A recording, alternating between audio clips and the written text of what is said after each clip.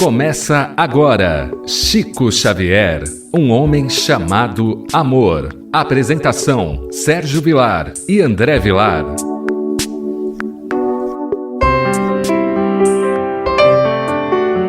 Queridos amigos da Rádio Boa Nova, que alegria mais uma vez iniciarmos o programa Chico Xavier, um homem chamado amor. Que alegria podermos estar juntos pela Rádio Boa Nova para podermos falar desse momento tão importante, que é a obra e a vida de Chico Xavier.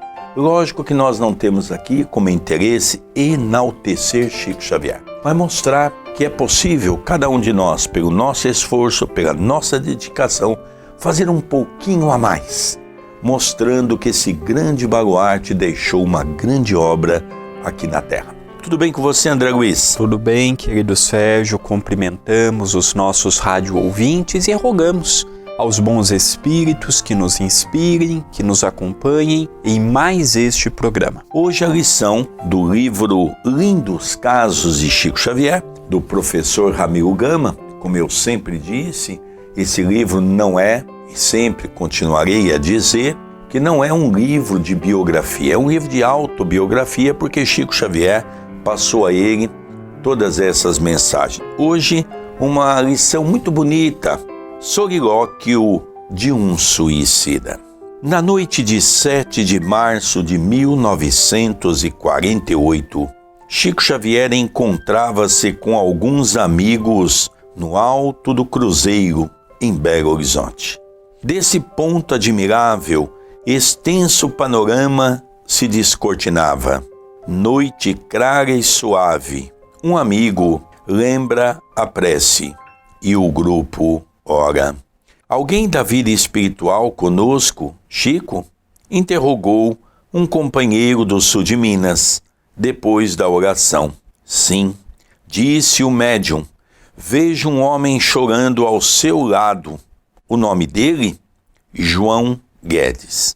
É interessante que Chico Xavier, nessa história, estava com 38 anos de idade, ou próximo de completar 38 anos, já que foi em março, e o seu aniversário em abril, e nós percebemos que ele trabalhava muito, recebia as visitas, escrevia os livros, atendia as pessoas no Luiz Gonzaga, e essa história se passou numa cidade próxima de Pedro Leopoldo, que é a capital de Minas, Belo Horizonte, e lá eles estavam acompanhando aquela visão, uma região muito montanhosa, como boa parte do estado de Minas, e aquilo chamou muita atenção deles, até que um companheiro aqui do sul de Minas, próximo aqui de nós, aqui em Itapira, o sul de Minas, perguntou para o Chico, após uma prece, que eles lembraram de agradecer ao Criador pelo dia que estavam tendo, pela reunião de espíritos afins, e um desses companheiros pergunta, Chico, pela sua extraordinária mediunidade, você percebe alguém aqui conosco?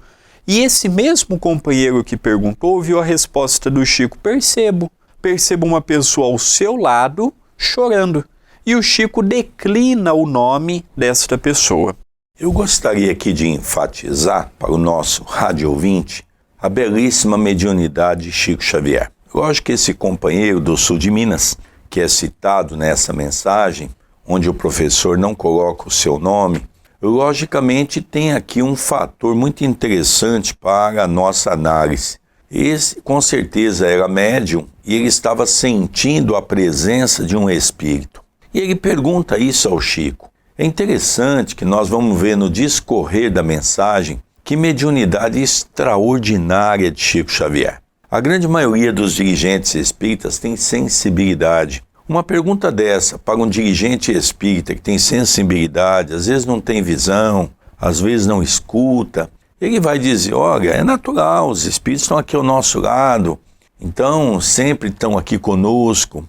Mas não era um espírito comum. Primeiro era um espírito que nós vamos ver, que é um espírito que desencarnou de uma maneira violenta, através do suicídio, que também não é um panorama muito comum dar uma comunicação. Mas nós percebemos que a mediunidade é algo tão fantástico, né? Porque quando o Chico declina o nome, sim, o espírito que está ao seu lado. E a pessoa pergunta, mas qual que é o nome dele, Chico? Ah, é João Guedes. Vamos continuar aqui a mensagem para nós entendermos o desenrolar dessa mensagem. Sim, Conheci, era um pobre moço, poeta, que morreu por suicídio em minha terra. Desejar alguma coisa? Sim, ele diz que pretende deixar-nos uma lembrança. Alguém traz consigo papel e lápis? Um dos companheiros presentes estende ao médium o material solicitado e, apoiando-se num poste de iluminação pública, Chico escreve o que ele dita: o visitante do além. Chico Xavier era médium em qualquer lugar, na rua, no centro espírita, na casa dele, visitando as pessoas. Isso que chama atenção no Chico. O Chico ele tinha um equilíbrio tão grande que, para ele, onde ele estava, era motivo de trabalhar com os bons espíritos ou com o espírito sofredor, no caso de um suicida. E percebemos que o Chico ele não colocava barreiras, não colocava imposições, o Chico estava ali para trabalhar. E de repente, quando foi declinado esse nome, este companheiro disse: esse moço, ele é um suicida, ele é lá da minha terra, era um poeta. E aí foi, no meio da conversa, perguntaram se o espírito gostaria de deixar alguma mensagem, algum lembrete. E o espírito disse que deixaria um presente. E o Chico, sem qualquer imposição, pede papéis, pede lápis e começa ali num poste público a trazer esta mensagem que daqui a pouco será lido. Então nós vemos a humanidade do Chico, porque para o espírito suicida também foi importante dar a mensagem. Ele estava em agonia, ele estava em desequilíbrio, ele saiu pela vida do modo mais trágico que alguém pode sair, que é pelo suicídio. Ele estava lá com muitas dificuldades do outro lado da vida também. Então não foi apenas uma lembrança para os encarnados, foi também uma oportunidade de alívio, mesmo que ele não recomponha o que ele fez. Nós sabemos que quando cometemos um equívoco perante a lei divina, nós somos convidados a acertar com aquele equívoco, mas foi um momento também de lucidez, de oportunidade de trabalho para esse espírito. O rádio ouvinte pode estar perguntando se ele escutou direito essa parte da leitura. É isso mesmo. Chico pegou um papel, se apoiou num poste. Um poste público, esses postes que tem na rua, muitas vezes tem na porta de nossa casa. Eu fico imaginando que maravilha essa mediunidade de Chico Xavier. Pegou um lápis, encostou o papel no poste e começou a escrever o ditado que o Espírito estava fazendo naquele momento. Então nós ficamos aqui pensando que falta que faz um homem como Francisco Cândido Xavier. Que falta que faz essa humildade. Chico tinha essa humildade. Imagina se algum orador, algum médium vai se propor a parar na rua, pegar uma caneta, um papel e num poste escrever. Imagina se nós vamos ter criaturas simples dessa natureza que faça a caridade para com o espírito que é suicida. Talvez a fome dele é muito maior do que aquela fome daquele que está largado à rua há 2, 3 dias sem comer. É a fome da alma. É a fome do entendimento. É a fome de alguém estender, no caso de Chico Xavier, as mãos, os ouvidos, para que ele possa declinar no papel a sua dor. Porque ele ali tece um poema de dor, de sofrimento. Ele coloca a alma dele, que é a alma que se encontra aflita pelo ato que ele cometeu do suicídio e a oportunidade que ele tem de mostrar para as pessoas: não faça isso, eu cometi bobagem, estou sofrendo muito. Então nós percebemos aqui que esse contributo do Espírito e que essa simplicidade de Chico Xavier é que realmente toca profundamente o nosso coração. É algo que marcante, é algo que nos deixa assim, de uma certa maneira, muito comovido com a história de Chico Xavier. Quando terminou, estava grafada a seguinte poesia. Eu gostaria que os nossos irmãos pudessem realmente se aperceber dessa mensagem, dessa poesia de João Guedes. Primeiro, um jovem dentro da poesia, inexpressivo na sua época, conhecido sim na cidade, mas nada que o ilustrava na condição de um grande poeta, conhecido no Brasil, conhecido no mundo. Não, era um jovem simples que diante das suas lutas não suportou a dor e cometeu o suicídio. Mas vemos pela poesia um jovem de uma inteligência incalculável. Veja a poesia. Os torvos corações, náufragos de 1000 vidas, distantes de Jesus, que nos salva e aprimora, sob o guante da dor, caminham de hora a hora para o inferno abismal das almas consumidas, sementeiras de pranto, aflições e feridas, no pecado revel que os requeime e devora. Depois, a escuridão da noite sem aurora é o sarcasmo cruel das ilusões perdidas. São 2 estrofes, André. Nós vamos ler essas 2 primeiro, depois ter um pontilhado, porque agora ele já muda um pouco a visão daquilo que ele queria colocar. Então ele vem trazer um pouco, não é? Dessa ideia da distância que nós nos encontramos em Jesus e o náufrago que todos nós acabamos sendo quando nós não temos Jesus no coração e somos envolvidos pelo materialismo. O primeiro ponto que me chama a atenção é a facilidade do Chico em receber uma mensagem poética. Uma poesia, ela chega a ser mais difícil do que uma mensagem natural, de Emmanuel, de André Luiz, de Humberto de Campos. Por quê? Porque a poesia ela é muito particular do autor. Cada poeta tem a sua escrita, tem a sua forma de colocar no papel. Quando nós pegamos o primeiro livro do Chico, Parnaso de Além Túmulo, nós vemos ali a grandiosidade da mediunidade de até então aquele jovem de 21 anos de idade. Você vê uma mensagem de Guerra Junqueiro, é a cara do Guerra Junqueiro. Você pega uma mensagem de Augusto dos Anjos, é do estilo literário do Augusto dos Anjos. Às vezes, numa noite, ele recebia 4, 5 sonetos de 4, 5 poetas diferentes, com escritas diferentes. Augusto dos Anjos, por exemplo, era uma escrita erudita, usava palavras difíceis, tanto é que é conhecido como poeta do eu. O Chico recebia poetas de Portugal. Então isso é uma coisa que sempre me chamou muito a atenção no Chico, que ele começou a mediunidade já abalando a Academia Brasileira de Letras. No início do século passado, no final do século retrasado, poesia era muito valorizada. Hoje não. Hoje a poesia é um estilo de escrita que não é valorizado como em outrora. E aí nós vemos um poeta, como o nosso querido Sérgio há pouco citou, que não tinha expressão nacional. Ele podia ter expressão aqui no sul de Minas, na sua cidade natal, ele podia ter expressão na região, mas de modo nacional, como esses outros poetas que eu mencionei, ele não era conhecido. E além disso, André, não podemos esquecer que essa história ocorreu em 1948.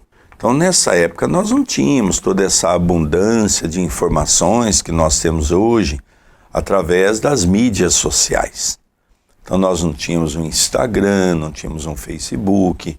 Nessa época, não tinha nem o celular. Diga de passagem, os computadores eram muito, mas muito mesmo, limitados. Hoje nós vemos que a mediunidade da psicografia, ela virou uma empresa. Outro dia o Fantástico fez uma reportagem há anos atrás mostrando que 80% das informações do nosso dia a dia, da nossa vida, está no Facebook, no Instagram. Então nós vemos que até na mediunidade da psicografia hoje, infelizmente, nós vemos muitas pessoas mal intencionadas. E o Chico era médium numa época que não havia nada. Não tinha celular, não tinha como trocar correspondências, e quando houve essa evolução gradativa, o Chico já estava velhinho, já não estava mais quase psicografando. Então o Chico é um autêntico médium, um médium extraordinário, e outra coisa, o Chico era médium na frente de todo mundo. Ele não recebia mensagens no quarto para depois apresentar, ele não recebia escondido, não. O Chico era médium na frente de todo mundo que estava com ele.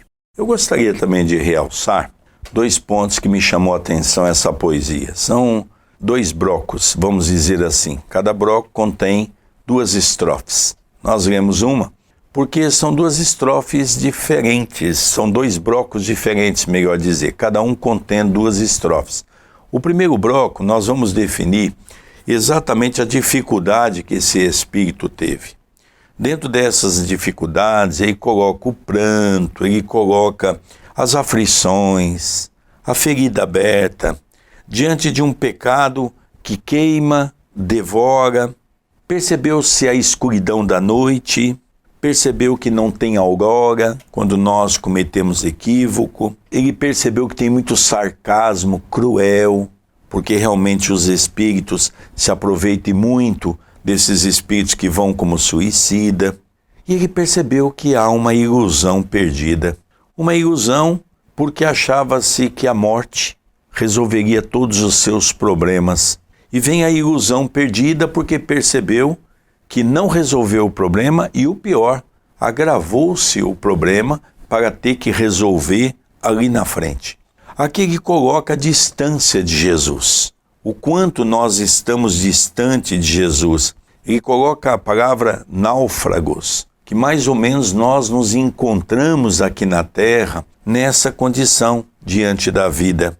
Ele coloca também um outro ponto muito importante sobre o guante da dor. O quanto a dor tem feito com que cada um de nós, ao caminhar de hora em hora, vamos indo para o inferno abismal. É fantástica essa colocação desse espírito João Guedes. Agora, no segundo momento, no segundo bloco, ele já vai falar da importância de nós procurarmos Jesus.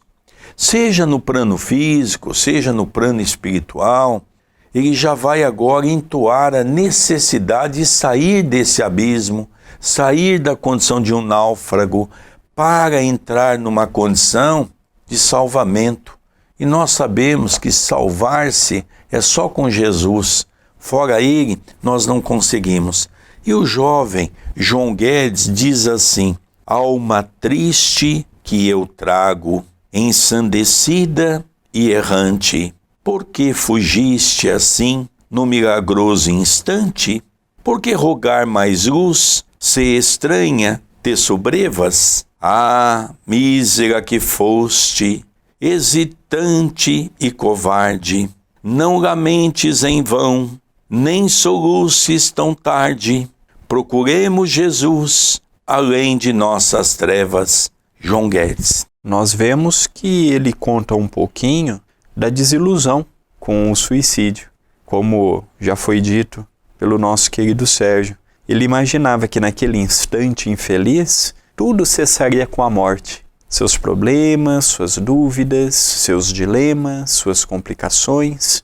Só que ele chega do outro lado da vida, ele percebe que não resolveu, não solucionou e foi angustiado, com um ponto negativo na sua economia espiritual, a sua consciência lhe cobrando. Queria amparo, mas também não fez por merecer. O suicídio, até recomendamos aqui o livro da Dona Ivone, do espírito de Camilo Castelo Branco, Memória de um Suicida, em que fala muito sobre o Vale dos Suicidas. É um livro que vale a pena lermos, vale a pena estudarmos e vale a pena nós nos esforçarmos um pouquinho em tirarmos a ideia suicida de todas as pessoas ao nosso lado que começam a conversar conosco sobre isto. É a pior maneira de nós chegarmos no mundo espiritual. Compromete a próxima existência e muito. Então, como nós estamos aí abordando essas 4 estrofes, as 2 primeiras ele contando o seu sofrimento e as 2 últimas ele falando um pouquinho também, um convite para nós. Dá muito a entender aqui que essa mensagem é para todos aqueles que têm esse pensamento no suicídio. Penso eu que às vezes até o próprio amigo estava com esse pensamento. Então nós vamos perceber que agora o Espírito fala para nós, seja para o amigo, seja para todos nós, porque eu digo que uma mensagem do amor é uma mensagem universal. Então ele diz, alma triste que eu trago, a gente vê a tristeza da sua alma, ensandecida e errante. Ele sabe que foi ele que errou e não está jogando a culpa em ninguém. Por que fugiste assim no milagroso instante? Então ele não chama a atenção. Por que fugir se nós estamos colhendo aquilo que nós mesmos plantamos? Por que rogar mais luz? Tudo que é na nossa vida, as pessoas pegou como hábito, vamos fazer uma prece. Às vezes não. Vamos resolver os problemas. As preces nem sempre vão resolver os problemas que compete às decisões serem tomadas por nós. Depois ele diz, não é? Mísera que foste, hesitante e covarde, não lamentes em vão. Você, querido rádio ouvinte, já parou para pensar quanto tempo nós gastamos no dia para nos lamentar disso, nos lamentar daquilo, nos lamentar dos familiares, dos vizinhos, lamentamos da esposa, a esposa lamenta sobre o marido, lamentamos sobre os filhos. Nem soluces tão tarde. Não adianta nós fazermos os erros e depois ficar soluçando, chorando. Não vai resolver o nosso problema. Mas aí, André, vem a grande frase que ele encerra, que é a frase-chave de tudo isso. Procuremos Jesus, além de nossas trevas. Jesus, como ele mesmo se auto-intitulou, é o caminho, a verdade e a vida. E nós estamos num momento em que este ano foi um ano de muito aprendizado, porque nós percebemos que com Jesus nós passamos por todas as turbulências que as pessoas passaram, o medo, a desinformação, a preocupação com o porvir, mas só que o trabalho nos sustenta. O trabalho com Jesus, por Jesus e para Jesus, nos mostra uma nova vertente de fé raciocinada, uma fé ativa, uma fé laboriosa, uma fé que ilumina o nosso ser. Então, falarmos do Chico, rememorarmos histórias como esta, nos traz uma compreensão muito bonita do que é ser espírita cristão, do que é colocarmos em prática o conhecimento através da vivência espírita e, acima de tudo, nós começarmos a analisar um pouquinho que precisamos cooperar com mais equilíbrio na seara do bem, com mais serenidade no coração, com menos raiva, com menos desequilíbrio, com menos rancor, estando preparados mesmos para enfrentarmos este turbilhão que vai se arrastar ainda por 2021. Então eu vejo nessa mensagem o convite a não desanimarmos, a não abandonarmos o barco, a não darmos asos a pensamentos como o deste nosso irmão. E é interessante que encerra a mensagem, e aqui vem um outro ensinamento caritativo de Chico Xavier. O moço, amigo do poeta desencarnado, recebeu a página e guardou-a, enxugando as lágrimas. Hoje, quantos médiuns recebem uma página, não passa para ninguém, quer guardar a página. Sabem para quê? Para pôr em livros, para ganhar dinheiro. Então nós vemos que mediunidade como Chico Xavier, mediunidade desinteressada, mediunidade com amor, mediunidade com bondade, mediunidade com respeito aos espíritos, mediunidade com respeito ao próximo, mediunidade com respeito a Jesus e mediunidade com respeito a Allan Kardec, só Chico Xavier. Se o Chico fosse colocar no papel todas essas mensagens esparsas que ele recebeu, nós com certeza passaríamos dos 700 livros. Há muito material ainda do Chico perdido por aí. Queridos amigos, ao encerrarmos o programa de hoje, gostaria de deixar o convite para o estudo do livro No Mundo Maior. Nós vamos começar agora em janeiro, todas as quartas e todas as quintas, às 20h30, um novo estudo. Se você ainda não conhece a TV A Caminho da Luz, youtube.com/TV A Caminho da Luz. Se inscreva no canal e habilite as notificações. Queridos amigos, essa mensagem nos tocou profundamente os nossos corações. Estamos encerrando mais um ano, Que nosso Senhor Jesus Cristo nos abençoe, nos fortaleça e que possamos ter um ano de muita esperança em Jesus, sabedor que Deus sabe as nossas necessidades e que estamos no caminho certo para a busca de nossa evolução. Estamos encerrando o programa Chico Xavier, um homem chamado amor. Apresentação de Sérgio Vilar e de André Luiz Chiarini Vilar. Um beijo no seu coração e até o próximo programa. Até o próximo programa. Você acompanhou Chico Xavier, um homem chamado amor.